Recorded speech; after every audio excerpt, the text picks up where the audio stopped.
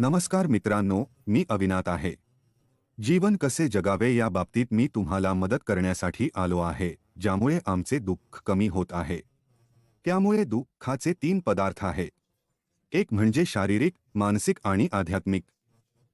तर हे तीनही अशा प्रकारचे दुःख आहेत जे प्रत्येक व्यक्तीला भोगावे लागतात. आता तुम्हाला प्रश्न पडला असेल की हा माणूस खरंच इतक्या प्राचीन म्हणजे हजारो वर्षांपूर्वीच्या दुःखाबद्दल का बोलत आहे?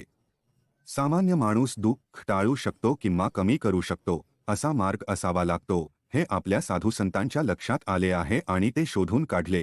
त्यांनी बरेच संशोधन केले आणि त्यांनी जगण्याची पद्धत शोधून काढली.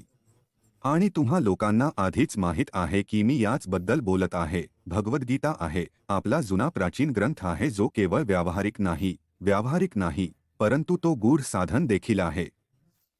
ही अशी गोष्ट नाही जिथे फक्त घटना घडली आहे आणि ती घटनेबद्दल बोलते.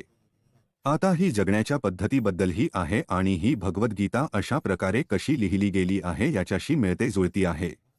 वासमुनींनी अतिशय हुशारीने आपल्या शरीराशी साधर्म्य असणारे आणि भगवद्गीतेतील प्रत्येक पात्र आपल्या शरीरातील गुणवत्तेशी मिळते जुळते आहे, असे द्रोणाचार्य सव्य समजा.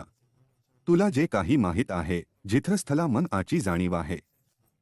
तर ही सर्व पात्रे अशा प्रकारे डिकोड केलेली आहेत की ती आपल्या शरीराच्या गुणवत्तेशी मिळती जुळती आहे आणि उदाहरणार्थ पांडव आणि कर्व.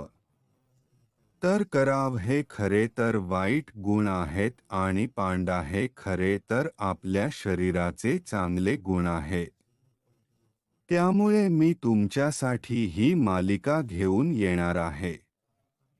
पुढे आल्यावर प्रत्येक श्लोक सखोलपणे समजावून सांगितला जाईल जो सामान्यत ऊर्जेच्या पातळीवर आपल्या शरीराशी संबंधित असेल. आणि आनंदाने परिपूर्ण अशी जीवनपद्धती कशी जगावे या दृष्टीने आप मदत करावी अशी माझी इच्छा आहे, जिथून जीवनाच्या प्रत्येक टप्प्यासाठी किंवा आत्म्याच्या प्रत्येक टप्प्यासाठी किंवा प्रवासासाठी ही बहिता येते. त्यामुळे हे सर्वांसाठी लागू आहे. जे आहेत तेही तसे करत नाही. देव अजूनही ठीक आहे यावर त्यांचा विश्वास नाही, पण अध्यात्माने ते केले आहे. याचा संबंध आपण जगत असलेल्या भौतिक जगाशी आहे. धन्यवाद.